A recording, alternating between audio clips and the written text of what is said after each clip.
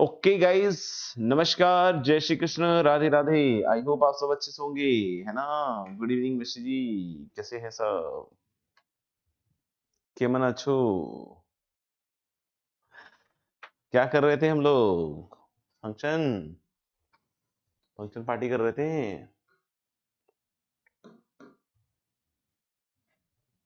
देखें कौन सा फंक्शन है। ये वाला हो गया, ये वाला बाकी है अभी।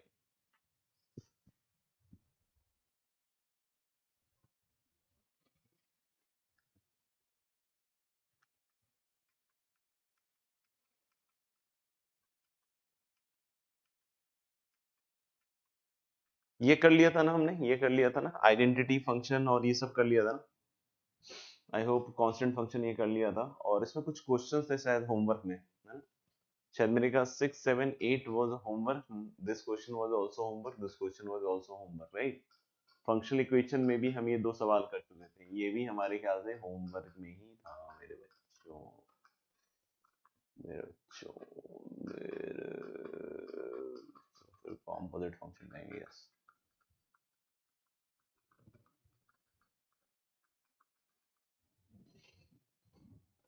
चलिए, मेरे ख्याल से काफी सारा सवाल डिस्कस करने को है मेरे भाई, है ना। सारा बहुत सारा सवाल डिस्कस करने को हो, तो चलिए शुरू करते हैं फटाफट से आज का सेशन। Okay, okay. सिक्स्थ वाले बोला कि the function is F is from R to R and this is defined as F X equals to 2 की पावर मॉड एक्स माइनस 2 की पावर माइनस एक्स, है ना। 2 की पावर मॉड एक्स और minus 2 की पावर माइनस एक्स, तो इसको हम लोग को अगर याद हो तो दो पार्ट में खोलना होता है। एक तो X greater than equal to zero. जब हम इसमें x greater than equal to zero लिखेंगे तो 2 की पावर x माइनस 2 की पावर माइनस एक्स बनेगा। और जब x नेगेटिव लेंगे, तो x नेगेटिव लेते हैं, तो ये 2 की पावर माइनस एक्स माइनस 2 की पावर माइनस एक्स बनेगा, तो ये कट जाएगा। यानी कि हम लोग बोल सकते हैं जो एफ एक्स है ये दो पार्ट में आ रहा है। एफ एक्स दो पार्ट में क्या क्या आ रहा है भाई? एक तो ये आ रहा है 2 की पावर x माइनस 2 की power minus X for x greater than equal to zero and zero for x less than zero. अगर जीरो है x नेगेटिव के लिए, तो इसका मतलब सिंपल सा है कि मिनिमम तो हो ही गया। कैसे हो गया मिनिमम? क्योंकि x की हर एक नेगेटिव वैल्यू के लिए y की वैल्यू क्या आ रही है? जीरो। बहुत सिंपल सी बात है ना। अगर हम x जीरो से बड़ा बात कर रहे हैं ना, तो x जीरो से बड़ा बात कर रहे हैं, तो ये वन से बड़ी नंबर होगा, है ना। ये वन से बड़ा नंबर होगा और ये वाला वन से छोटा होगा। सोच के देख लो। अगर x पॉजिटिव है, जैसे x1 रख लो, x2 रख लो, x3 रख लो, तो ये हमेशा वन से बड़ा आएगा ना। 2 की पावर जीरो से बड़ा आएगा। 2 की पावर जीरो से बड़ा मतलब 2 की पावर वन से बड़ा आएगा। और अगर x पॉजिटिव है तो माइनस एक्स नेगेटिव है, तो माइनस एक्स नेगेटिव है तो 2 की पावर माइनस एक्स हमेशा वन से क्या होगा? छोटा। तो ये वन से बड़ा, ये वन से छोटा, तो ये क्वांटिटी हमेशा पॉजिटिव होगी। यस और नो? ये क्वांटिटी हमेशा कैसी होगी? पॉजिटिव होगी। तो ये पॉजिटिव है, ये जीरो है, तो रेंज में नेगेटिव वैल्यू तो कभी आएगी नहीं।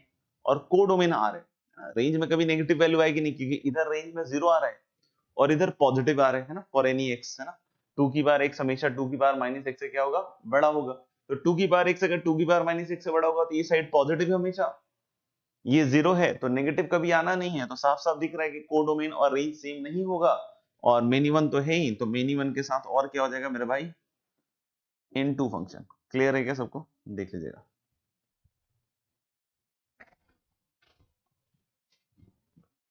ठीक है, तो many one into function.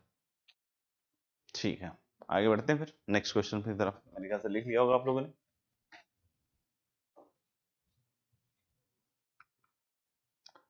Then is going to be this function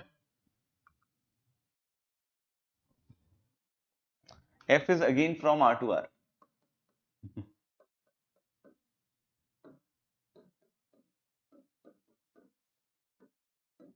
Fx is x cube plus x square plus 3x plus sin x। देख लीजिए, x cube plus x square plus 3x plus sin x, ये तुम्हारा function क्या हो गया? fx हो गया ना। ये ऑन टू तो होगा ही होगा। अब बोल के सर कैसे ऑन टू होगा? क्योंकि ये क्यूबिक टर्म है, तो क्यूबिक टर्म है तो माइनस इंफिनिटी पे माइनस इंफिनिटी जाएगा, इंफिनिटी पे इंफिनिटी जाएगा, और ये जो भी है सब इसके साथ हो लेंगे, है ना। तो यानी कि रेंज इसका आर तो आ जाएगा ना, रेंज इसका क्या आ जाएगा? आर आ जाएगा। रेंज अगर आर है और कोडोमेन की बात करें तो कोडोमेन भी आर है, कोई बात नहीं समझ में आए तो आप चैट बॉक्स में लिख के पूछ सकते हैं ना। तो मेरे ख्याल से रेंज आर है तो कोडोमेन तो आर है ही, तो ये ऑन टू तो हो गया। अब बात करेंगे कि वन वन या मिनी वन, तो डैश निकालिए इसका ही। अगर बच्चों हम इसके डैश को कैलकुलेट करें तो एफ डैश एक्स क्या आएगा, एकदम सिंपली देख लीजिए, एकदम 3x² प्लस एक्स के साथ 2x आएगा आई थिंक, ये 3x या x है, सिर्फ 3x ही है ना, plus 3 plus sine x guys, देख लो आप लोग, है ना।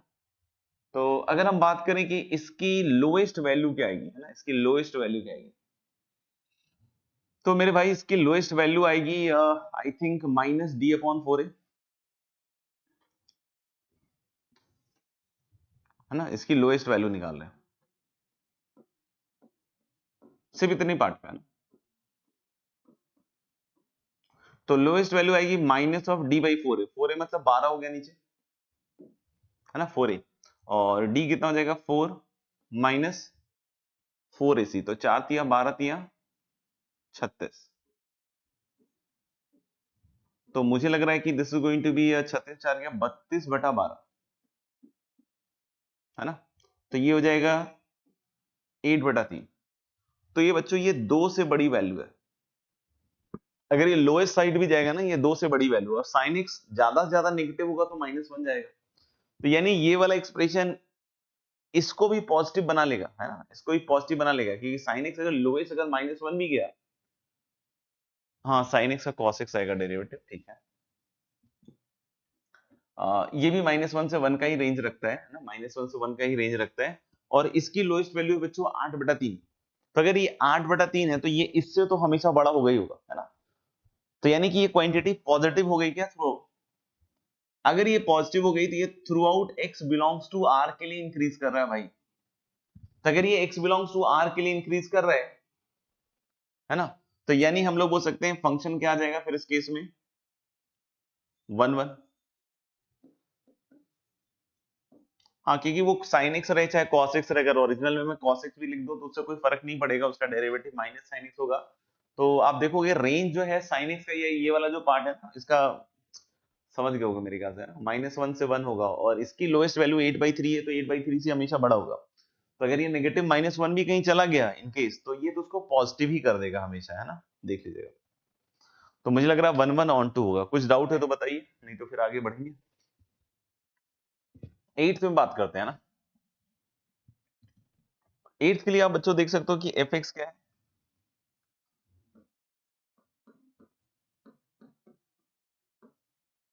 To X square minus x plus 5 over 7x² plus 2x plus 10, 2x² minus x plus 5 upon 4 होना होता है बेसिकली, तो देखो यार नंबर आने की बात है ना, तो नंबर आ गया तो बात खत्म हो गई ना। मिनी 1 इंटू ठीक है इसका, है ना। अब बोलोगे सर कैसे सर, तो देखो इसमें रेंज निकाला जा सकता है, ऐसा नहीं कि इसमें रेंज नहीं निकाल सकते, बट रेंज निकालने की पूरी जरूरत है क्या, नहीं।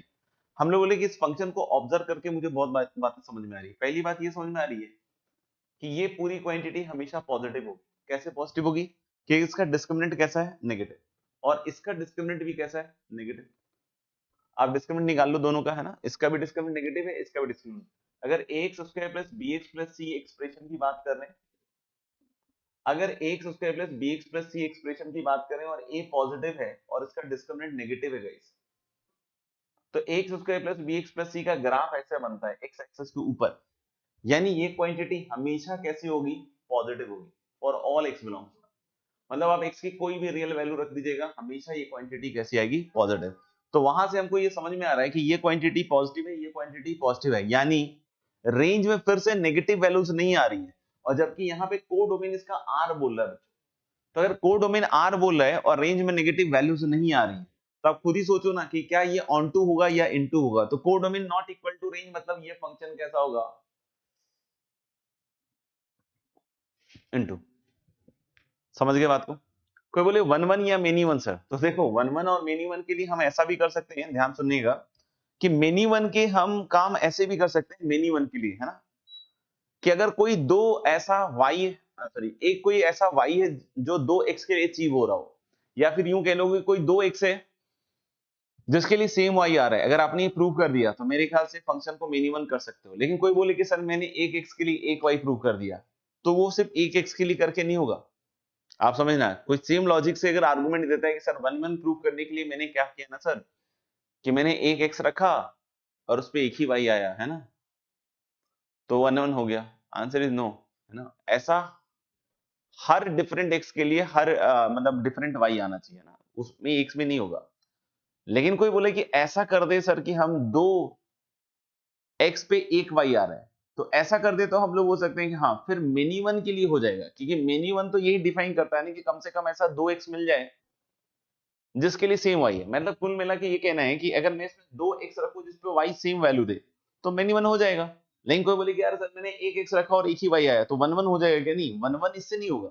1 1 के लिए हर एक x के लिए दिखाना पड़ेगा, लेकिन मेनी वन के लिए काम हो सकता है। जैसे अगर कोई पूछे ऑन टू के लिए, तो ऑन टू के लिए बोलेगी सर मैंने क्या किया ना सर कि एक एक्स की वैल्यू रखी और वो कोडोमेन में आ रहा था तो ऑन टू हो गया। अरे नहीं भाई, हाँ लेकिन आपने कोई ऐसा सोचा कि भाई कोई ऐसा वैल्यू है कोडोमेन में जो अचीव नहीं हो रहा है, अगर आप उल्टा सोचो कि ऐसा कोई कोडोमेन की वैल्यू है जो अचीव नहीं कर पा रहा है फंक्शन, तो इनटू हो जाएगा। तो आप समझ रहे हो, इनटू प्रूव करने के लिए काम कर सकते हो कि let us take any Y in the codomain और उसके कोरस्पॉन्डिंग कोई एक्स नहीं है हो रहा हो, तो काम चल जाएगा। जैसे मैंने एग्जैक्ट रेंज तो नहीं निकाला, क्योंकि मुझे कोडोमेन इक्वल टू रेंज अगर चेक करना है, codomain equal to range check करना है, तो मैंने बोला कि रेंज तो निकाला ही नहीं मैंने, लेकिन फिर भी मैंने इसको इनटू बोल दिया। कैसे बोल दिया इनटू? क्योंकि मुझे साफ साफ दिख रहा है कि कुछ ऐसी वैल्यूज हैं रेंज में जो कोडोमेन में नहीं आ सकती। सॉरी, कुछ ऐसी वैल्यू है कोडोमेन में जो रेंज में नहीं आ सकती। तो अगर कुछ ऐसी वैल्यू है कोडोमेन में जो रेंज में नहीं आ सकती है, दैट मींस ये फंक्शन कैसा होगा? इनटू होगा, है ना।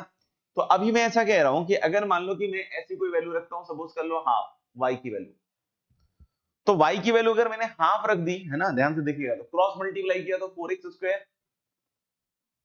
Minus 2x plus 10 equal to 7x square plus 2x plus 10। आप समझ पाए कि मैंने हाफ ही क्यों रखी? मैंने हाफ ये सोचते हुए रखा कि जैसे ही क्रॉस मल्टीप्लाई करेंगे तो कांस्टेंट टर्म गायब हो जाएगा, और जैसे ही कांस्टेंट टर्म गायब होगा तो सोचो एक ऐसा क्वाड्रेटिक जिसमें कांस्टेंट टर्म नहीं हो, तो उसके दो रूट हमेशा आएंगे, है ना। तो हम लोग बोल सकते हैं क्या कि जब इसको इधर ले जाओगे तो 3x square plus 4x equal to 0, यानी x की दो वैल्यूज हैं 0 और -4/3, जिसपे y की वैल्यू हाफ आ रही है। तो फंक्शन यहां से देखकर हम क्या कर सकते हैं? मेनी वन कह सकते हैं ना। इसको देखकर फंक्शन क्या कह सकते हैं? Many one. लेकिन कोई बोले कि सर मैंने y ऐसा रखा कि जिसके कोरस्पॉन्डिंग x एक ही आया, तो फंक्शन 1 1 हो गया। नहीं, 1 1 के लिए काम नहीं कर सकते। 1 1 के लिए तो आपको क्या जनरल बात बोलनी पड़ेगी कि for every x belonging to the domain the function has a different image, है ना, सबके लिए। लेकिन हाँ, मेनी वन के लिए काम कर सकते हो कि कोई ऐसा y ठोक दो जिसपे एक से ज्यादा x आ जाए, है ना, तो आप मेनी वन के लिए काम कर सकते हो। समझ रहे हो मेरे ख्याल से, है ना। कोई बोले सर जनरल बतलाओ, तो जनरल में फिर डेरिवेटिव निकालना पड़ेगा यार, टाइम लगेगा उसमें, है ना, जनरल में टाइम लगेगा कि f डैश x निकालो आप। तो f डैश x निकालोगे तो 7x square plus 2x plus 10 का होल स्क्वायर, है ना, 7x square plus 2x plus 10 का होल स्क्वायर, और इधर कितना आ जाएगा फिर 7x square plus 2x plus 10। ये कैलकुलेट करना पड़ेगा ना, and it is time consuming, ठीक है। तो करने के लिए इससे भी आ जाएगा, ऐसा कोई दिक्कत नहीं है। और फिर न्यूमरेटर का derivative that is 4x minus 1। I hope आप लोगों को क्वेश्चन रूल तो आता ही होगा। 2x square minus x plus 5 and 14x plus 2। किसी को नहीं समझ में आया कि कैसे हुआ, तो आप क्वेश्चन रूल लगा रहे हैं ना, क्या लगा रहे हैं? क्वेश्चन रूल लगा रहे हैं। तो आप क्वेश्चन रूल लगाइएगा ना तो आ जाएगा। अब देखिए क्या है कि यहाँ पे आएगा 28x क्यूब और यहाँ भी 28x क्यूब, तो मैं डायरेक्ट लिख रहा हूँ, है ना, 28x क्यूब कट जाएगा बच्चों, है ना। x स्क्वायर पे आओ, तो 7x square minus 1 is minus 7x square plus 8x square. तो मुझे लग रहा है कि इधर वाले टर्म से एक x स्क्वायर आया। इधर देखिएगा 4x square minus 14x square, तो मुझे लग रहा है माइनस 10x स्क्वायर आया, और minus minus plus 10x square होगा, बीच में माइनस है ना, यानी ऊपर आया बच्चों 11x स्क्वायर। x का कोएफिशिएंट कलेक्ट कीजिए, तो माइनस 2x और प्लस 40x इज 38x, इधर की साइड आ रहा है, और इधर आएगा माइनस 2x और प्लस 70x, तो minus 2x plus 70x is minus 68x। तो मुझे लग रहा है कि -38x आ रहा है ना, और -10 इधर कांस्टेंट टर्म आ रहा है, और इधर आ रहा है -10, -20 आ रहा है।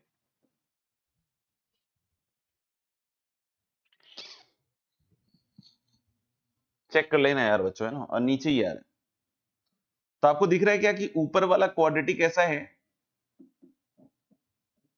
ये वाला क्वाड्रेटिक एक ऐसा क्वाड्रेटिक है जिसका coefficient of x square positive है और डिस्क्रिमिनेंट भी पॉजिटिव है इसका, तो यानी कि ऊपर वाले क्वाड्रेटिक का ग्राफ ऐसा है, इस वाले क्वाड्रेटिक का।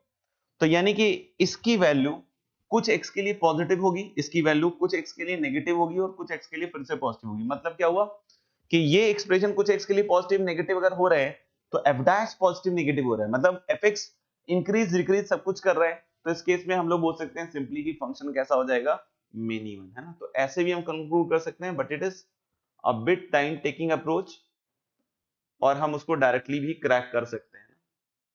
तो इसका फाइनल आंसर मेरे हिसाब से होना चाहिए बच्चों मिनिमम, है ना, क्या आएगा, इनटू। आप लोग देख लीजिए एक बार,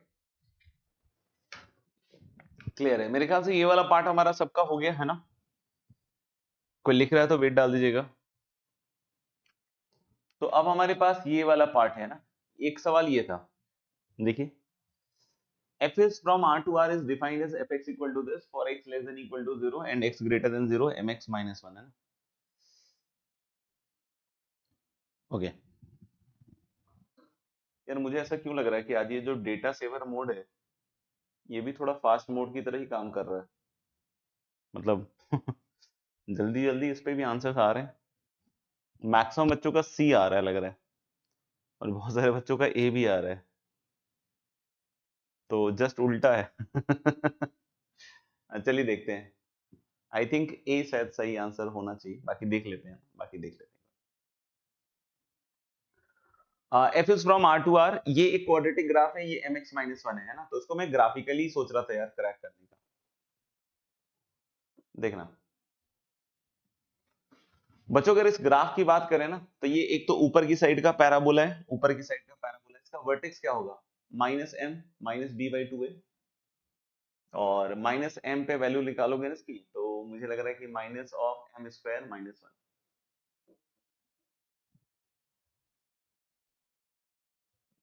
ठीक है। तो आप देख सकते हो कि ये वैल्यू तो हमेशा नेगेटिव ही रहेगी, है ना, नेगेटिव ही रहेगी। अब सुनना, अगर वर्टेक्स माइनस एम है तो हम एक केस सोच सकते हैं कि जो माइनस एम है वो नेगेटिव हो जाए। बेटा माइनस एम नेगेटिव होने का मतलब क्या हो गया कि इस पैराबोला का जो ग्राफ है उसका वर्टेक्स पीछे की साइड बनना चाहिए। आपको समझ में है ये ग्राफ ऐसे क्यों बनाया हमने?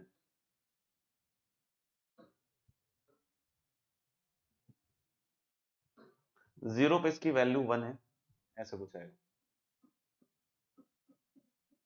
इसका ग्राफ है, ऊपर वाले का ग्राफ सोचिए, ऊपर वाले का ग्राफ जो होगा वो कुछ ऐसा बनेगा, क्योंकि इसका वर्टेक्स का एक्स कोऑर्डिनेट माइनस एम है। नहीं समझ में आया हो तो पूछ लीजिएगा।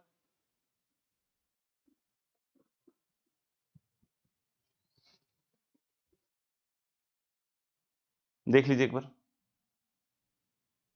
ये चीज इधर की साइड आएगी, ठीक है, लेकिन मेरे ख्याल से मुझे ग्राफ सिर्फ x less than equal to zero के लिए बनाना है। तो अगर x less than equal to zero के लिए बनाना है दोस्त, तो आप एक चीज सोचिएगा कि इधर वाला तो ग्राफ नहीं आना चाहिए। नहीं समझ में आया? इधर वाला ग्राफ तो नहीं आना चाहिए, सिर्फ इधर वाला पोर्शन आना चाहिए ग्राफ का। अब दूसरी चीज सोचिए कि अगर माइनस एम नेगेटिव है तो बेटा m पॉजिटिव हुआ, हाँ या ना? अगर m पॉजिटिव है तो ये वाली लाइन सोचो कैसी बनेगी, पॉजिटिव स्लोप की लाइन बनेगी दोस्त। अगर आप एक पॉजिटिव स्लोप की लाइन बनाते हो तो ये लाइन ऊपर की साइड जाएगी, ऐसे जाएगी, या ये लाइन नीचे जाएगी? तो बहुत ऑब्वियस बात है कि जो भी लाइन जाएगी, है ना, समझ रहे हो ना बात को, जो भी लाइन जाएगी ये ऊपर की साइड लाइन जाएगी। नहीं समझ में आया होगा? ये जो लाइन जाएगी बेटा ये किधर की साइड जाएगी, ऊपर जाएगी, क्योंकि m पॉजिटिव है, स्लोप पॉजिटिव है, मतलब इस तरह की लाइन आएगी। तो अगर इस तरह की लाइन आएगी तो ओवरऑल ग्राफ देखकर आपको क्या फील आ रहा है, क्या ये वन वन ग्राफ है? तो मेरे ख्याल से वन वन ग्राफ तो नहीं है, यानी कि m positive is not possible. क्या ये बात सबको क्लियर हुई कि m positive is not possible? जो आंसर सी आ रहा था वो रिजेक्ट हो गया। क्लियर है, वेरी गुड वेरी गुड। अब हमने सोचा कि भाई मान लो कि minus M equal to zero हो जाए भाई, मतलब क्या हुआ सर, कि अगर माइनस एम अगर जीरो हो जाए मेरे भाई, तो पैराबोला सोचना कैसा बनेगा, है ना, पैराबोला तो बिल्कुल यहीं पर बन जाएगा, ये जीरो कॉमा माइनस वन ऐसा पैराबोला बनेगा, वर्टेक्स ही यहां पे आ जाएगा। क्योंकि ये माइनस एम जीरो है तो एम जीरो हो गया, तो ये 0, -1 पॉइंट आ जाएगा। लेकिन फिर से हमें राइट हैंड साइड वाला तो ग्राफ नहीं चाहिए ना, तो बॉस, यानी लेफ्ट हैंड साइड वाला ग्राफ आएगा। इसमें एक चीज सुनना ध्यान से बच्चों, दूसरा पार्ट अगर देखोगे तो m को 0 रखोगे तो m 0 रखने पे ये क्या बन रहा है, m 0 रखने पे सर ये -1 बन रहा है, तो मतलब इसके आगे y इक्वल टू -1 का ग्राफ आएगा ना भाई, है ना। m अगर 0 रखोगे तो ये -1 हो जाएगा, तो यानी कि इसके आगे y इक्वल टू -1 का ग्राफ हो जाएगा। क्या ये फिर से नहीं मिनिमम हो गया, क्योंकि इन सारे x के लिए सेम y आ रहा है। तो अगर इन सारे x के लिए सेम y आ रहा है तो ये फंक्शन फिर से मेरे ख्याल से मिनिमम हो चुका है, यानी कि m equal to 0 is not possible. तो यानी कि तीन ऑप्शन तो बिल्कुल डिस्कार्ड हो गए, सी बी डी बिल्कुल डिस्कार्ड हो गए ना, और ये भी हम लोग बोल रहे हैं क्या कि ये भी पॉसिबल नहीं है, ठीक है ना। अब बस एक लास्ट केस बच गया भाई, अब एक लास्ट केस बच गया, चलिए देखते हैं। अगर कोई कहता है मेरा भाई, अगर कोई कहता है मेरा भाई कि मान लीजिए सर कि जो -m है वो पॉजिटिव है, तो अगर -m पॉजिटिव है मेरे भाई, तो हम लोग बोल रहे हैं क्या कि उसका वर्टेक्स ऐसा है, आप समझ लो इधर की साइड आएगा, ये जो x² + 2mx - 1 है ये पैराबोला ऐसा बनेगा, क्योंकि वर्टेक्स जो है उसका x कोऑर्डिनेट पॉजिटिव है तो इधर की साइड मिलेगा। लेकिन मुझे इधर के ग्राफ तो चाहिए ही नहीं ना दोस्त, मुझे तो इधर के ग्राफ चाहिए ही नहीं, क्योंकि हमें तो ग्राफ सिर्फ किसका चाहिए, x नेगेटिव का पैराबोला, है ना। अब x पॉजिटिव के लिए ये चीज आएगी, तो देखो -m अगर नेगेटिव है तो m कैसा है, सॉरी -m पॉजिटिव है तो m कैसा है, नेगेटिव। m नेगेटिव है तो मुझे थोड़ा सा सोच समझ के बताना है ना, थोड़ा सा सोच समझ के बताना कि अगर m नेगेटिव है तो जो स्ट्रेट लाइन है उसका स्लोप नेगेटिव हुआ, तो ये स्टार्ट तो यहीं से करेगा, देखो क्योंकि 0 पे वैल्यू तो -1 ही आ रही है ना दोस्त, तो यहां पे भी 0 पे वैल्यू -1 ही आ रही है, तो मतलब स्टार्ट तो भाई मेरे यहीं से करेगा, लेकिन नेगेटिव स्लोप की लाइन नीचे जाएगी या ऊपर जाएगी या बीच से जाएगी, तो ऊपर गई तो पॉजिटिव स्लोप, पैरेलल गया तो 0 स्लोप, तो नेगेटिव के लिए तो नीचे जाएगा भाई, नेगेटिव के लिए तो नीचे जाएगा, तो नेगेटिव के लिए अगर नीचे जा रहा है तो क्या आपको दिख रहा है कि ये इस केस में एक 1-1 फंक्शन बन रहा है, क्या ये आपको दिख रहा है इस केस में 1-1, क्योंकि कोई ये पैरेलल नहीं है बेटा, किसी को लग रहा है कि सर ने पैरेलल बना दिया, नहीं नहीं, आप यहां से इधर की साइड ले लो ना, ऐसे ले लो, तो आप देख लो कोई भी लाइन बनाओगे पैरेलल टू एक्स एक्सिस तो ये एक ही ग्राफ एक ही पॉइंट पे इंटरसेक्ट करेगा, तो मुझे लगता है कि मेरे ख्याल से आंसर होना चाहिए -∞ से 0 ओपन। क्लियर है क्या, नहीं समझ में आया किसी को तो बताना यार, है ना। ये अच्छे सवाल है ना, सीखना पड़ता है, ऑनलाइन में इस तरह की चीजें कोई नहीं कराता है ना, या कराते भी होंगे तो बहुत कम लोग कराते होंगे। क्लियर है। अगला सवाल भी हमारे पास एक है बच्चों, है ना, let a function defined from R to R defined as this. I hope note down कर लिया होगा आपने इसको, है ना, नोट डाउन कर लिया होगा, कोई लिख रहा हो तो वेट डाल देना। अगर आपको ये वर्टेक्स वर्टेक्स का फंडा नहीं पता है तो पहले तो वो लिख दीजिए कि सर वर्टेक्स ही नहीं पता है, तो फिर मैं आगे कुछ इसके बारे में बोल ही नहीं पाऊंगा, है ना, क्योंकि एग्जैक्टली आप बताइएगा कहाँ नहीं समझ में आया, तब तो बोल सकता हूँ ना, पता चले मैं यहाँ समझाने की कोशिश कर रहा हूँ और आपको यही नहीं समझ में आया कि वर्टेक्स कैसे आया, तो फिर मैं कैसे बताऊंगा, तो आपको एग्जैक्टली बतलाना पड़ेगा, है ना, थोड़ा बताना पड़ेगा कहाँ नहीं समझ में आया, क्योंकि पता चले मैं पूरा ग्राफ आपको 2-3 बार एक्सप्लेन कर दूं लेकिन आपको कुछ समझ नहीं आएगा तो फिर कैसे होगा, क्योंकि हो सकता हो कि प्रॉब्लम ही यहाँ हो, अगर ये समझ में आ गया तो फिर तो आगे की चीजें बतलाई जा सकती है। Great Ayush, very good, Ayush का ऑल क्लियर है भाई लोग, मुबारक हो आयुष, हो मुबारक तुझे ऑल क्लियर मिल गया। चलिए मेरे ख्याल से कोई रिप्लाई नहीं आ रहा है सूर्यांश का, तो I don't think Suryansh is interested in talking to us. चलिए हम लोग ये अगले सवाल पे आते हैं कि let a function f define from R to R at fx equal to this. देखिएगा ध्यान से ना, ध्यान से देखिएगा, ये दोनों बच्चों स्ट्रेट लाइंस ही हैं, है ना, ये दोनों स्ट्रेट लाइंस ही हैं, सुनेंगे ध्यान से, और एक 1 से छोटा है और एक 1 से बड़ा है ना, अच्छे लेवल के क्वेश्चंस हैं, जरूरी नहीं है कि अगर आपने अच्छी पढ़ाई मतलब की हो तो ही समझ में आएगा, पढ़ाई अगर अच्छी नहीं की हो तो नहीं हो पाएगा ना।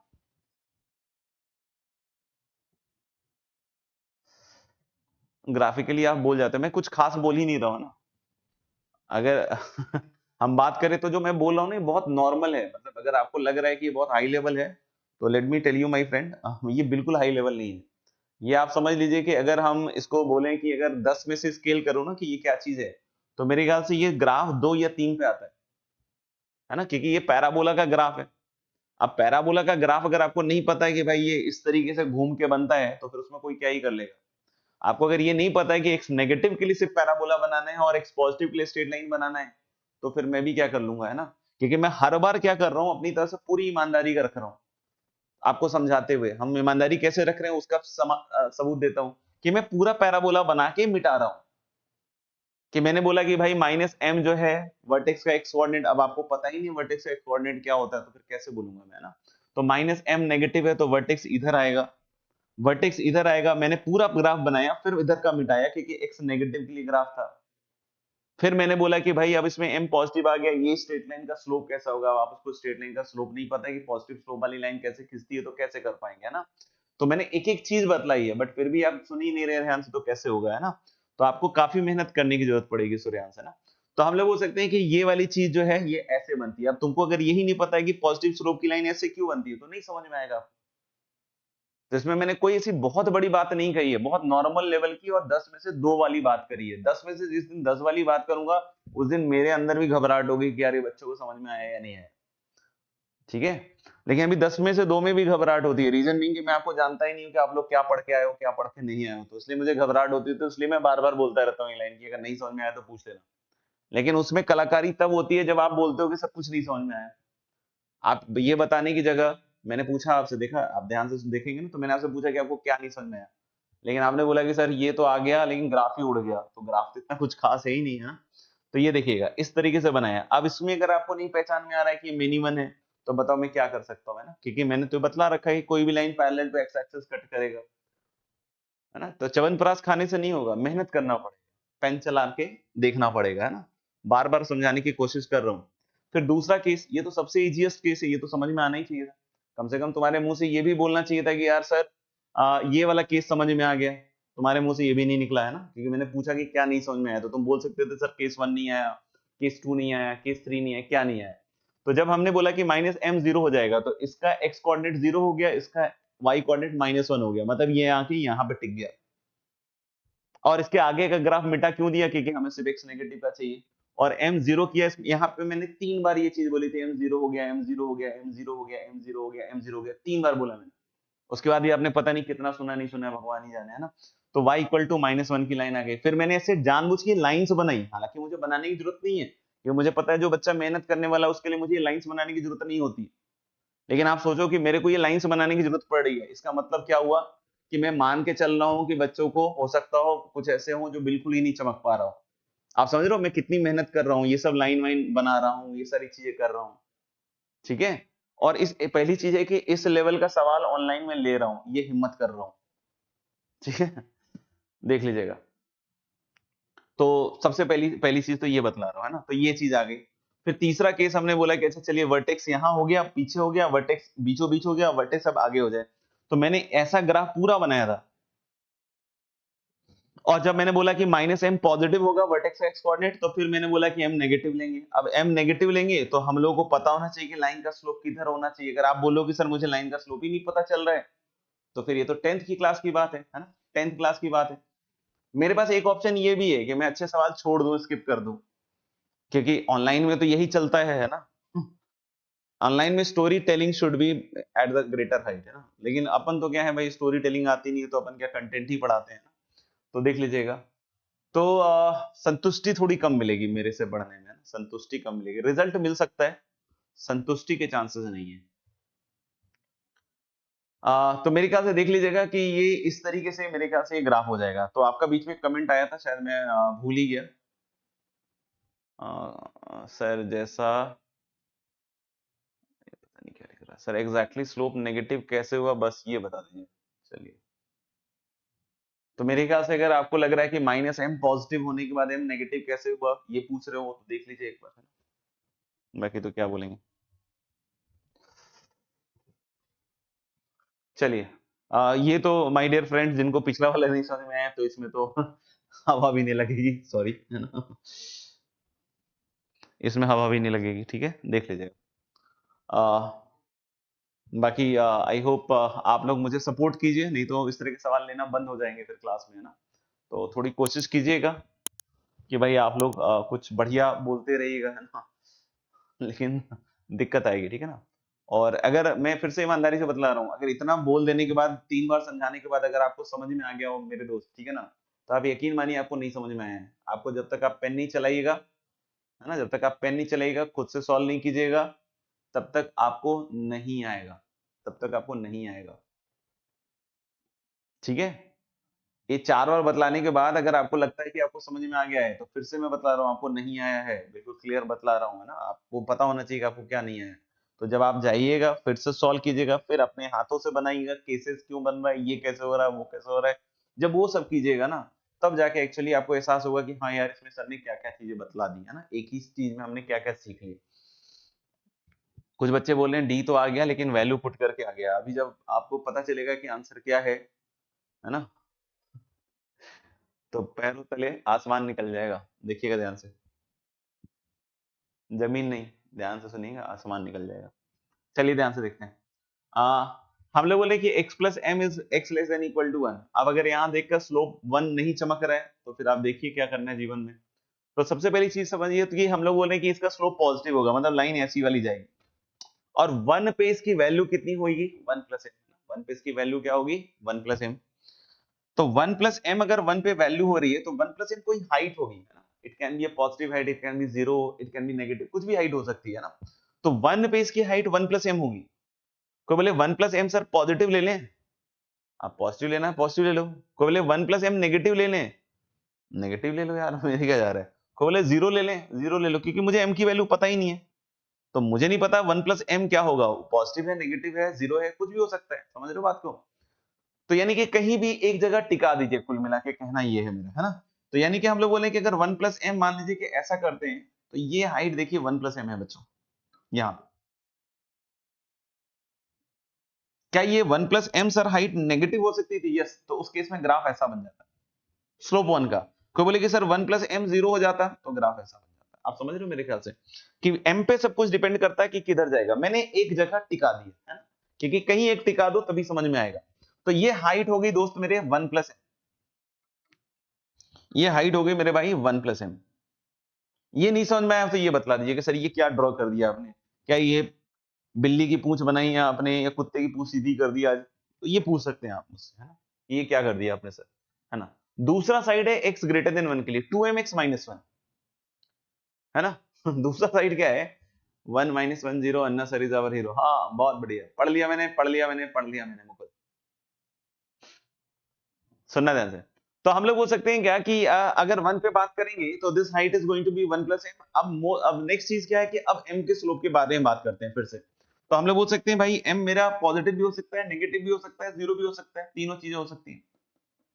ठीक है, लाइन बनानी पड़ेगी ना मुझे। और अगर ऑन टू चाहिए मेरे भाई, इस सब्जेक्टिव ऑन आर, मतलब कोडोमेन और रेंज सेम होना चाहिए, मतलब रेंज आर आना चाहिए। रेंज क्या आना चाहिए, आर आना चाहिए। सुनना ध्यान से। तो हम लोग बोले कि अगर तुमने m पॉजिटिव लिया, तो लाइन किधर की साइड जाएगी, सोचना। सबसे पहली चीज, m पॉजिटिव लिया तो लाइन ऊपर की साइड जाएगी, ऊपर की साइड। m जीरो लिया तो लाइन नीचे की साइड जाएगी। जैसे m पहले जीरो ले लो आप, तो जब बेटा m जीरो लोगे तो यहाँ पे ये चीज जीरो हो जाएगी, तो यहाँ y इक्वल टू -1 ऐसी कुछ आएगी चीज। अब मेरे को आप इसको देखकर इजीली बतलाओ कि क्या इस केस में फंक्शन ऑन टू हो सकता है क्या, इस केस में फंक्शन ऑन टू हो सकता है क्या किसी भी तरीके से।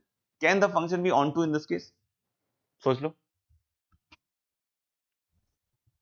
m इक्वल टू 0, तो मेरे ख्याल से तो इस केस में ऑन टू इम्पॉसिबल है, क्योंकि रेंज r तो नहीं आएगा। कोई बोले m नेगेटिव हो जाए सर, आओ।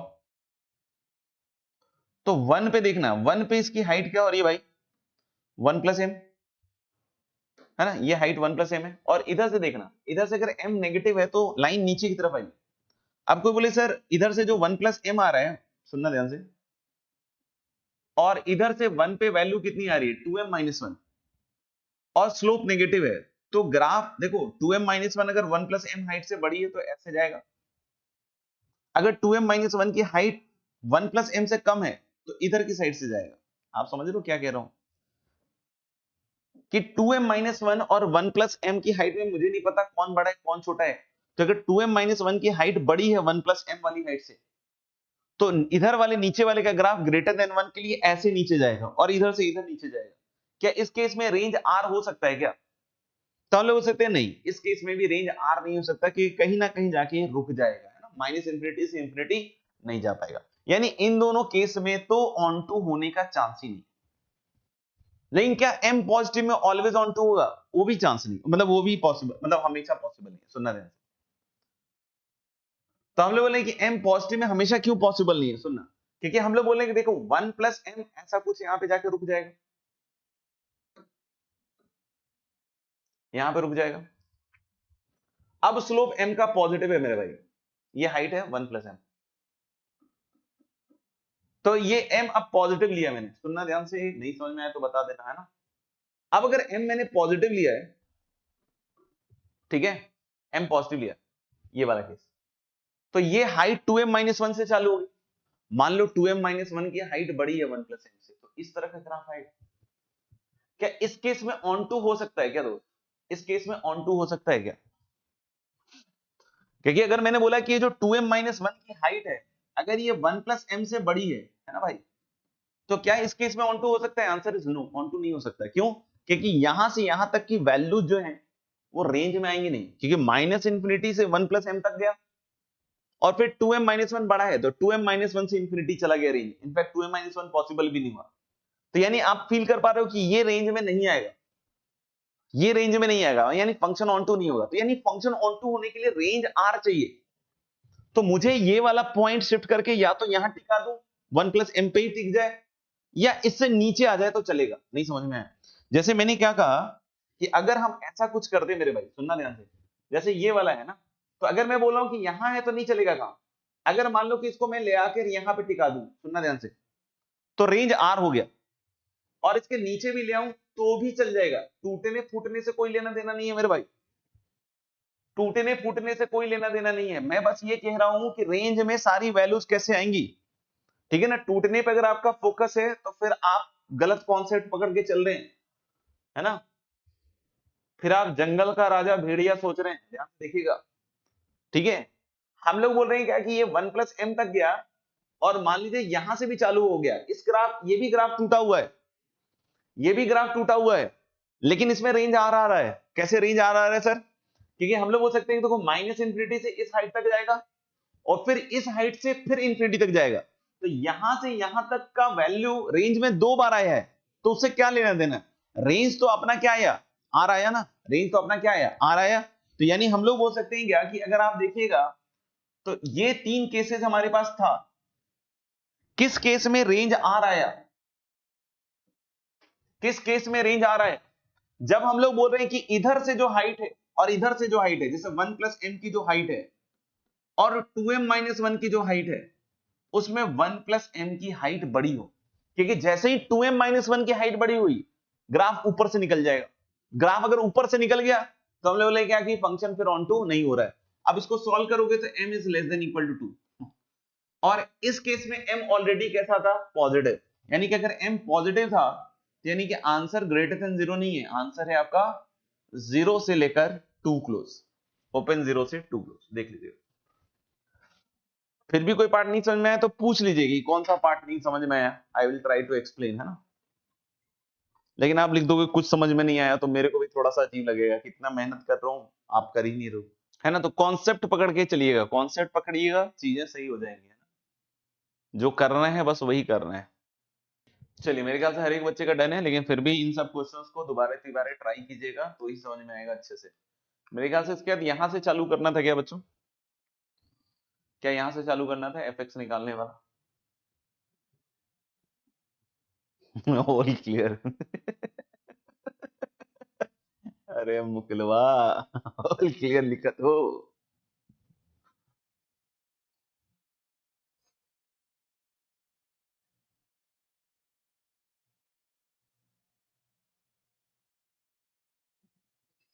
चलिए, अगर यहां चालू करने हैं तो अगर एफ एक्स निकालना है बॉस, तो एक्स की जगह रख दीजिए x minus three.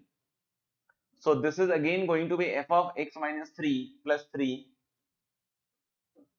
And that is equal to, x की जगह एक्स माइनस थ्री रखेंगे तो this is going to be x minus three का whole square minus x minus three plus four. तो मेरे ख्याल से this is going to be x square minus six x plus nine, minus x plus 3 plus 4।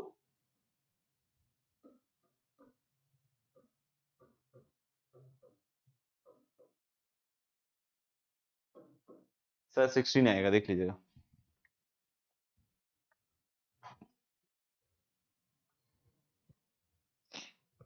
कालीन भैया x 7 नहीं लिखते हैं ना भाई, कट्टा मत दिखाइएगा, 7x लिखते हैं। वैसे वो x की पावर 7 लग रहा है, एक्स स्क्वायर माइनस एक्स की पावर 7 प्लस 16 लग रहा है। चलिए अगला सवाल, इसका क्या आंसर है भाई लोग? What is answer of this question guys? चलिए देखते हैं। हाँ, D is correct I think. देखना, सबसे पहले हमें यहाँ पे g ऑफ -1 कॉमा -3/2 निकालना चाहिए।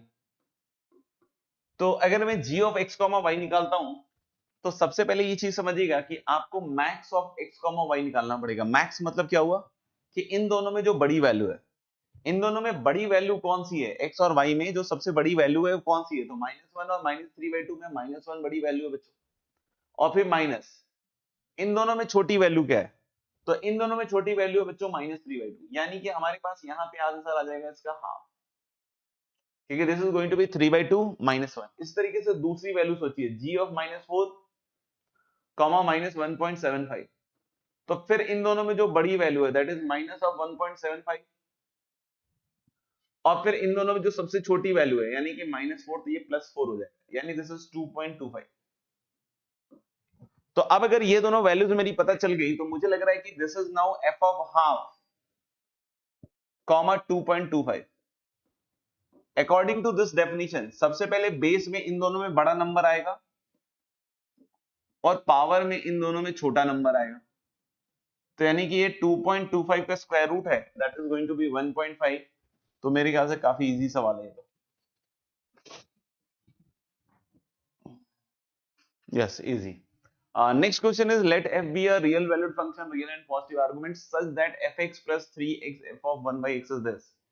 हमें इसकी वैल्यू बतलानी है। बताओ भाई इसका क्या आंसर आया? मुझे लग रहा है कि यहां से fx आ जाएगा बच्चों, है ना? इसी में x की जगह 1 by x ट्रांसफर कर दीजिए, तो ये बन जाएगा f of 1 by x plus 3 by x। x की जगह 1 by x रख रहे हैं ना, तो ये बन जाएगा fx और equal to 2 into 1 by x plus 1। ठीक है, इसको अगर गायब करना है तो इसको 3x से मल्टीप्लाई कर दो, तो 3x f of 1 by x और प्लस 9fx है कि नहीं, और इक्वल टू मेरे ख्याल से 6x into 1 by x plus 1, ऐसा कुछ। तो इसको इक्वेशन 1 और 2 मान के सब्ट्रैक्ट कर दीजिए आप। तो मेरे भाई fx minus 9fx is minus 8fx, 3x f of 1 by x cut जाएगा, और इधर की साइड अब देखिए आप, तो ये 2x प्लस 2 है, और माइनस अगर इसको देखोगे अंदर ले जाओगे तो मुझे लग रहा है 6 प्लस 6x है। मतलब मुझे लग रहा है कि 2x माइनस 6x इज -4 और 2 माइनस 6x अगेन -4। तो जो fx आ रहा है मुझे लग रहा है कि this is going to be guys x plus 1/2 आ रहा है शायद। तो अगर हम ये रखते हैं ना 199, तो मुझे लग रहा है कि ये आ जाएगा f of this is going to be, है ना, दिस प्लस 1, मतलब 1 0 0 1 0 अपॉन 2। तो मुझे लग रहा है कि 5 0 5 0, शायद ये 50-50 आ रहा है, सी।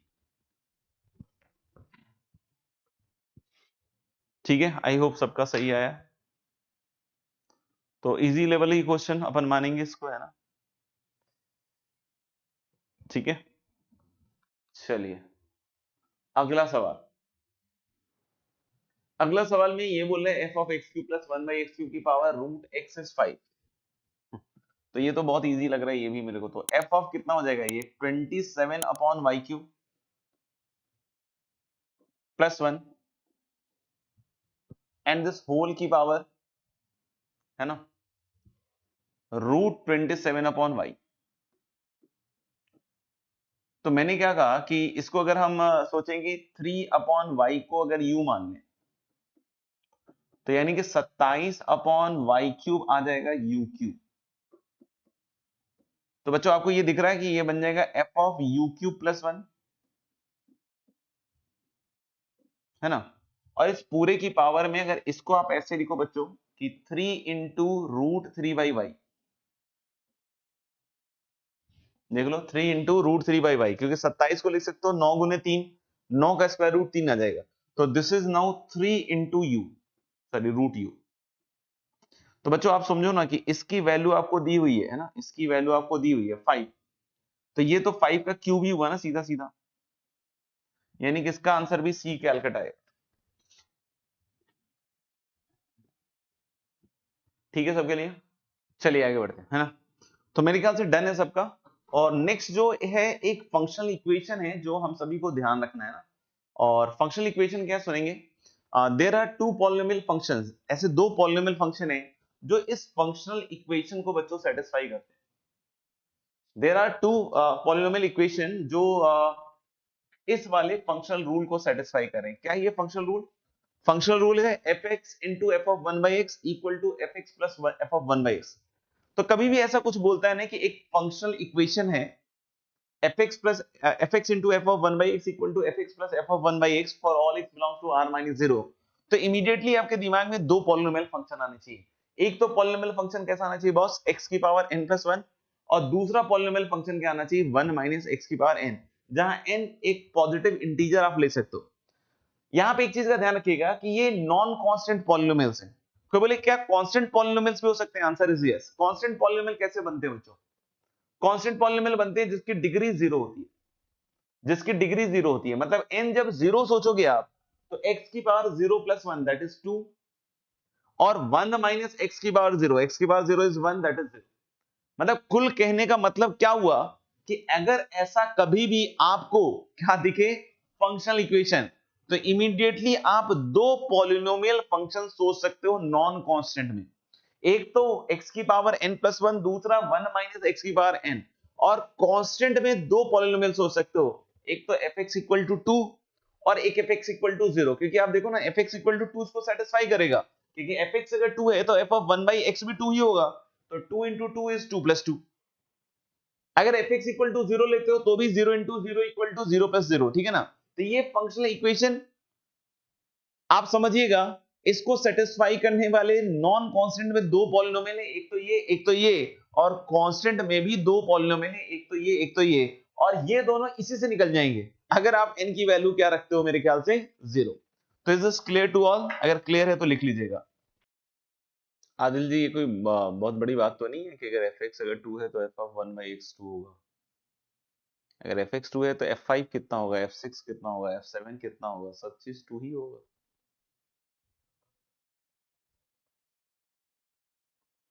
आउटपुट फिक्स्ड है ना, तो इनपुट आप कुछ भी रखिएगा तो आउटपुट फिक्स है, बस डिफाइंड होना चाहिए। तो डिफाइंड के लिए x को 0 नहीं लेंगे बस।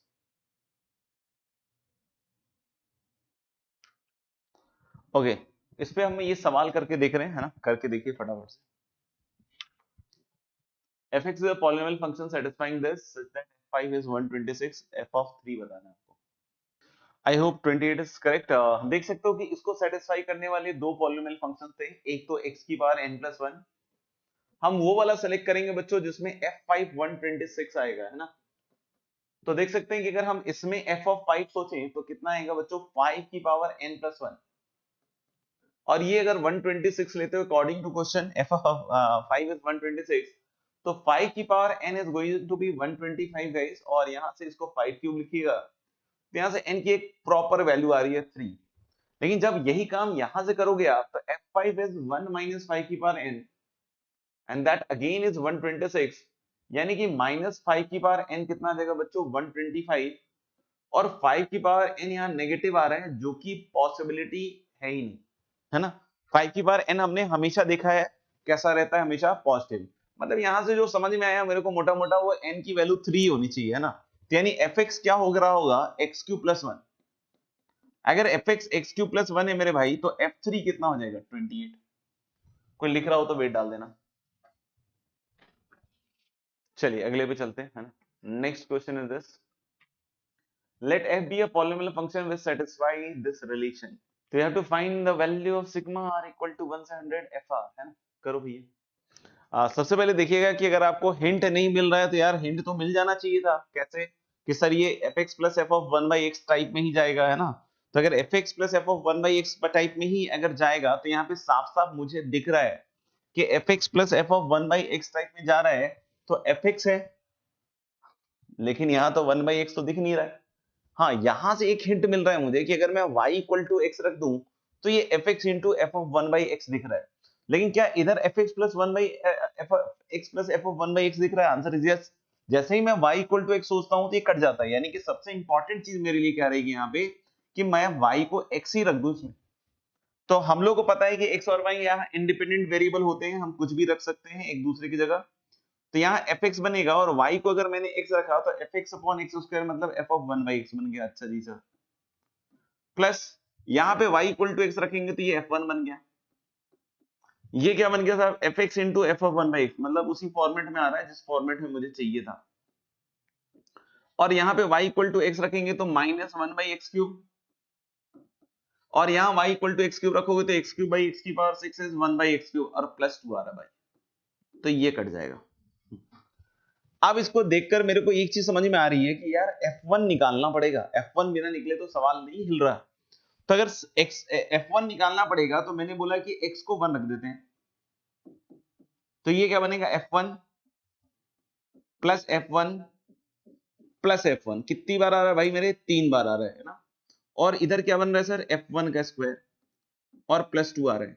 तो मुझे लग रहा है कि ये एक क्वाड्रेटिक बन रहा है f1 में कि f1 का स्क्वायर माइनस 3 टाइम्स f1 और प्लस 2 इक्वल टू 0 बैठ रहा है। यानी यहां से हम लोग बोल सकते हैं कि f1 की दो वैल्यूज आ रही हैं 1 एंड 2, यस और नो? अगर बच्चों f1 की दो वैल्यूज आ रही हैं 1 और 2 और f1 1 नहीं है तो ऑब्वियस सी बात है कि f1 को 2 ही होना पड़ेगा। तो अगर f1 2 है तो हम लोग यहां से अब एक चीज समझ लें कि ये हमारे पास बन के आ रहा है fx plus F of 1 by x, और f1 अगर 2 है तो ये f1 और 2 कट जाएगा तो इधर प्लस तो 0 ही बन जाएगा, and that is equal to fx into F of 1 by X, ये बन जाएगा। अगर ये बनता है तो मुझे पता है कि f2 अगर 9 दिया हुआ है फर्दर तो फिर से वैसे ही खेलेंगे जैसे मैंने पहले खेला था, है ना? तो वहां से fx मुझे लग रहा है कि एक्स क्यूब प्लस बनाएगा। किसी को इस स्टेप में दिक्कत हो तो बताइएगा, मैं ओरली ये स्टेप निकाल रहा हूं, है ना?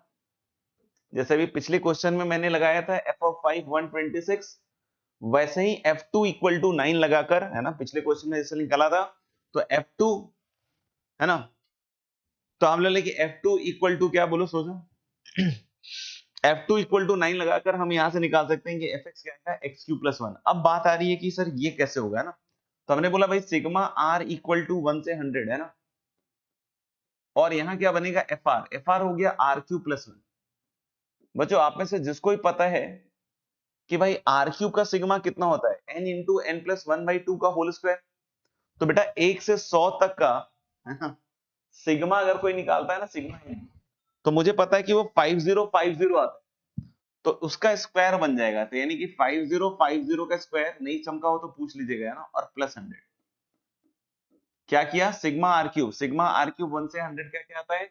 n into N plus 1 by 2 का होल स्क्वायर। तो r की वैल्यू 100, n की वैल्यू 100 रखिएगा, तो वो 5050 का स्क्वायर और प्लस क्या आएगा? 100। मेरे ख्याल से आंसर विल बी सी का बेटा, देख लीजिएगा। अब बहुत ही इंपॉर्टेंट चीज पढ़ रहे हैं, कॉम्पोजिट, कॉम्पोजिट, है ना, composite of uniformly and non uniformly defined function, composite of uniformly and non uniformly defined functions। पहले बच्चों हम लोग पढ़ने वाले composite of uniformly defined functions। पहले हम लोग क्या पढ़ने वाले हैं? composite of uniformly defined functions। सुनते रहिएगा ध्यान से, बहुत इंपॉर्टेंट है, बहुत इंपॉर्टेंट है, ध्यान सुनिएगा। अगर कोई कहता है कि सर एक कोई फंक्शन है f जो कि a से b में, अगर कोई कहता है कि एक फंक्शन है f a से b में,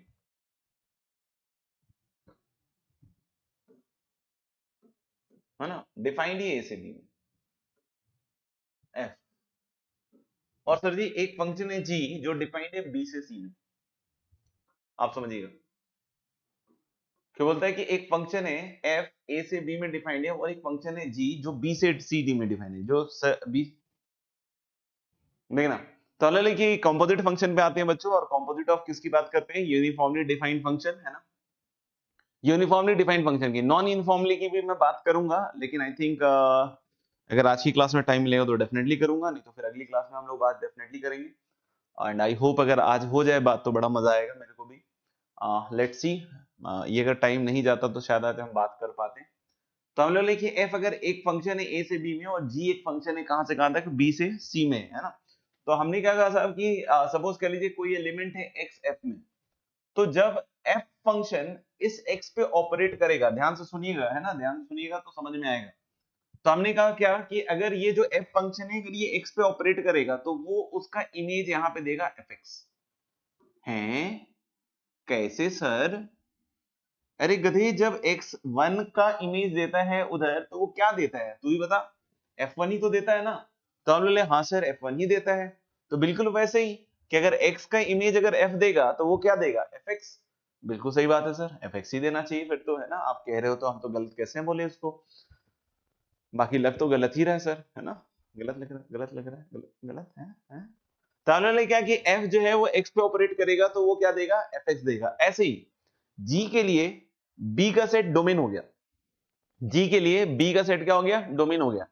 तो g जब इस पे काम करेगा, किस पे काम करेगा, fx पे काम करेगा, तो ये भी इसका कुछ इमेज देगा। जैसे आप इसको t सोच लीजिए, तो अगर आप इसको t सोचते हो तो g t का इमेज इसमें क्या देगा, gt।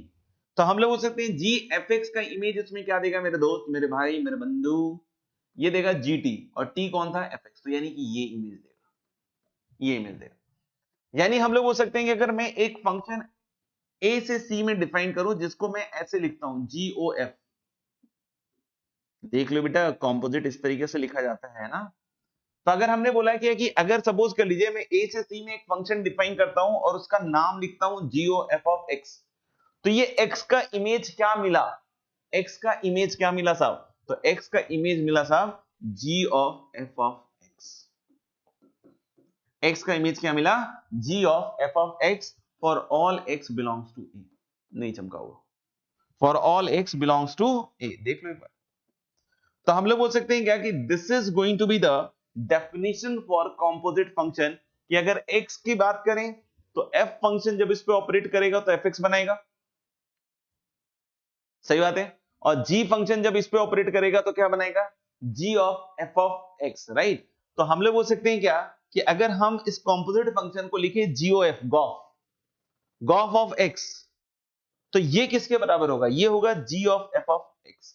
यानी कि अगर कभी तुमसे कोई पूछे कि what is the meaning of g of f of 1, तो this is nothing but g of f1। तो आपको f1 निकालना पड़ेगा और फिर f1 की वैल्यू g में रखोगे तो आपके पास g की वो पर्टिकुलर वैल्यू आएगी, है ना, आएगी।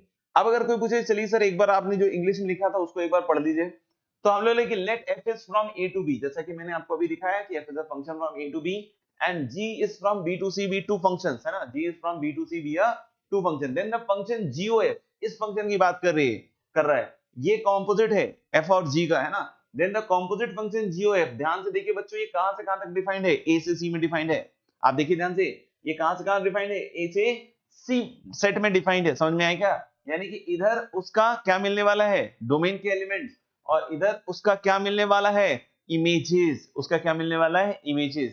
तो हम लोग बोल रहे हैं क्या कि बच्चों GOF फंक्शन कहां से कहां तक है, a से c, ठीक है। और उसको डिफाइन कैसे करते हैं, जैसा मैंने अभी लिखा GOF of x, this is going to be nothing but g of f of x for all x belongs to a is called as the composite of two functions f and g, ठीक है ना।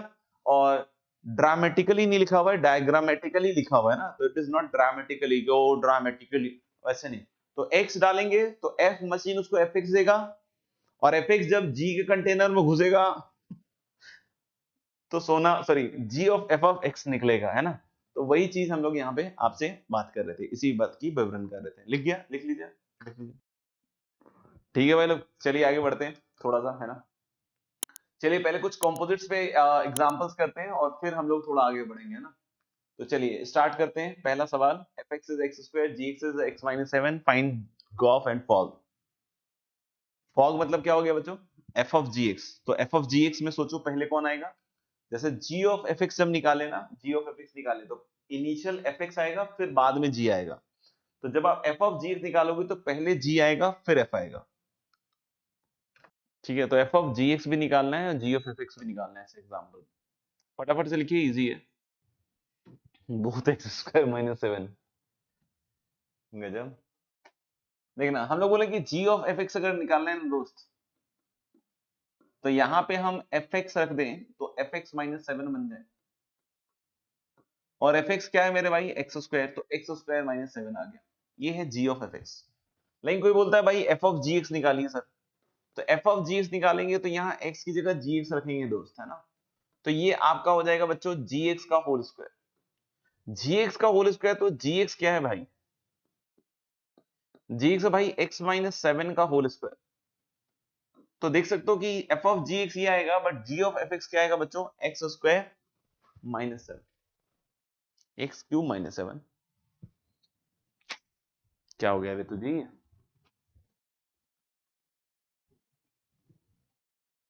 है ना, तो मेरे ख्याल से दोनों थोड़ा अलग अलग आएगा, एक्स क्यूब तो क्यों ही आएगा यार, एक्स स्क्वायर ही तो आएगा ना।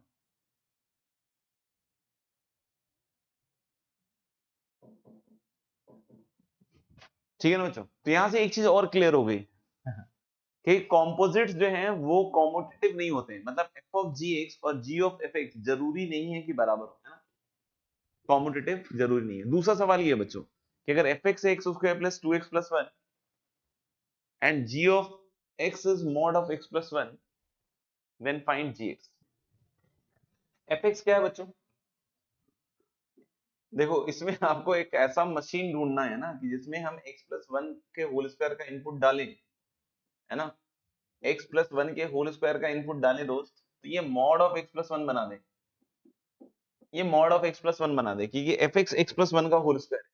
तो हम लोग बोले कि अगर जी एक्स अगर रूट एक्स हो जाए, तो मेरे ख्याल से हम लोग x प्लस 1 के होल स्क्वायर को डालेंगे अंदर, और ये मशीन क्या निकालेगा, मॉड ऑफ x प्लस 1, तो डेफिनेटली जी एक्स की वैल्यू क्या हो जाएगी आपकी, रूट अंडर x, तो सोचना पड़ेगा थोड़ा सा, फिर निकल जाता है ना। ठीक है, चलिए आगे बढ़ते हैं, कोई नहीं समझ में आया तो बताइएगा। चलिए ये नेक्स्ट क्वेश्चन है, इसमें g ऑफ एफ एक्स दिया हुआ है, f ऑफ g दिया हुआ है, तो आपको इन ऑप्शंस में बतलाना है कि कौन कौन सी पॉसिबिलिटीज हो सकती हैं, which possibilities are there for fx and gx, so that कि f of gx वो आए, g of fx वो आए, देख लीजिए।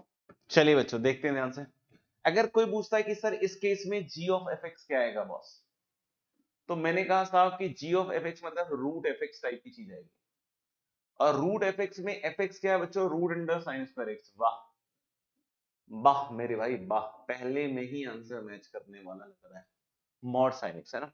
कोई पूछे f of gx क्या आएगा सर जी, ओके ओके ओके, तो f ऑफ gx में हम लोग बोलेंगे क्या कि ये बन जाएगा साइन स्क्वायर gx, और साइन स्क्वायर gx, अरे लग रहा है फैल हो रहा है, फैल हो रहा है, फैल, तो ये sine square root x, no no no, ये तो नहीं है ना, ये तो नहीं यार।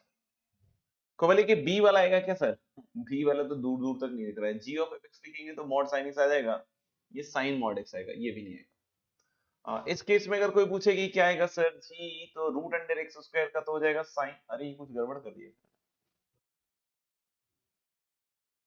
नहीं नहीं ठीक है, नहीं नहीं सॉरी सॉरी, ये ठीक है यार, ये एक्चुअली साइन रूट एक्स का स्क्वायर ही है, नहीं नहीं ए सही है, ए सही है, आजकल थोड़ा मेरे से हो जाता है इधर उधर, ए सही है, बी मेरे ख्याल से गलत है और सी भी गलत है, तो ए तो आ ही रहा है। चलिए आगे बढ़ते हैं ना, नेक्स्ट इज दिस क्वेश्चन कि let f x equal to root x g x equal to root under 2 minus x, find the domain of f of g x, g of f x and f of f x and g of g x. चलिए all done हो गया, तो हम लोग बोले क्या कि अगर बात करते हैं एफ ऑफ जी एक्स की पहले पहल, तो हम लोग बोले कि एफ ऑफ जी एक्स में देख सकते हो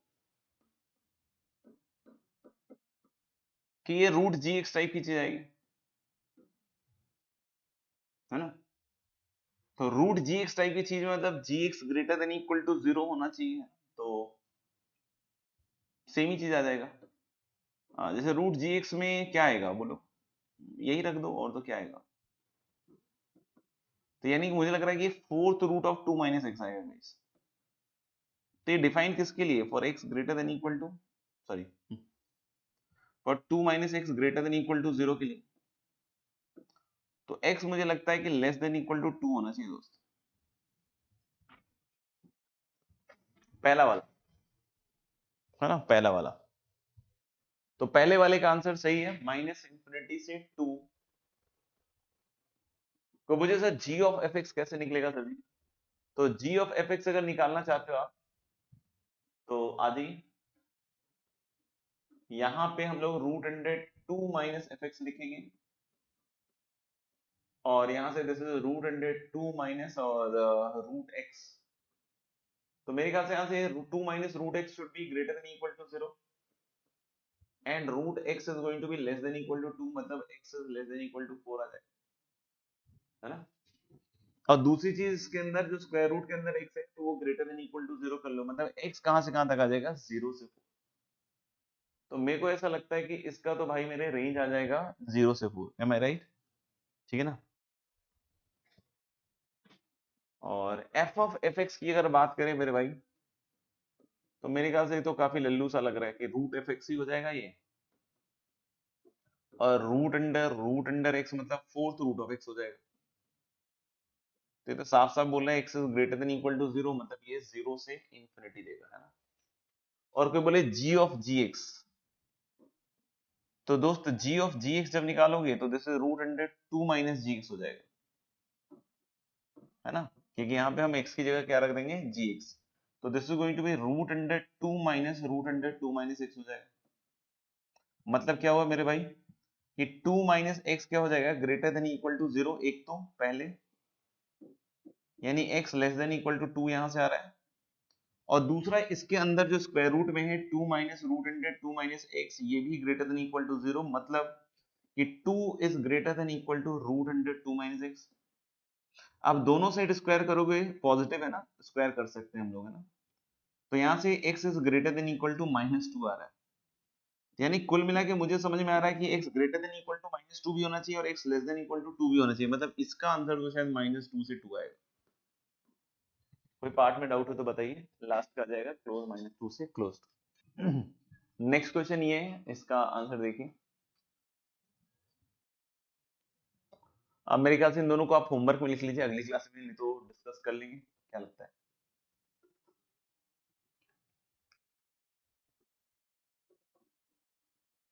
ना? ये दो सवाल होमवर्क में आ जाएगा।